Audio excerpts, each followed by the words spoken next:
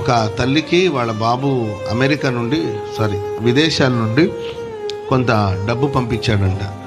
వాళ్ళ అమ్మగారు వెళ్ళి బ్యాంకులో దాన్ని తీసుకొని ఇంటికి వెళ్ళి వాళ్ళ బాబు ఒక 10,000 పంపించాడు వాళ్ళ అమ్మకి.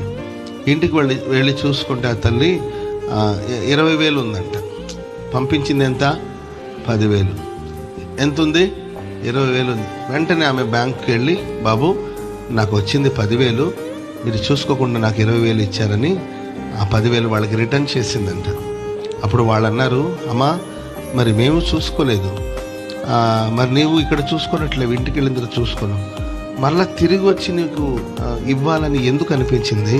మామూలుగా ఫ్రీగా వస్తే పినాయిలైనా తాగుతారు కదా, మరి నీకు మేము చూసుకోకుండా మాకు అర్థం కాలేదు, ఎందుకు తక్కువ కొదవ వస్తుందో మాకు అర్థం కాక మేము టెన్షన్ పడుతున్నాము, మరి నీకు ఎందుకు తిరిగి ఇవ్వాలనుకున్నంటే అప్పుడు అమనింది, మీరు ఇచ్చింది ఒకవేళ మీకు తెలియకపోవచ్చు, కానీ నా ప్రభు నన్ను చూస్తూ ఉన్నాడు, నా ప్రభు చూస్తూ ఉన్నాడు.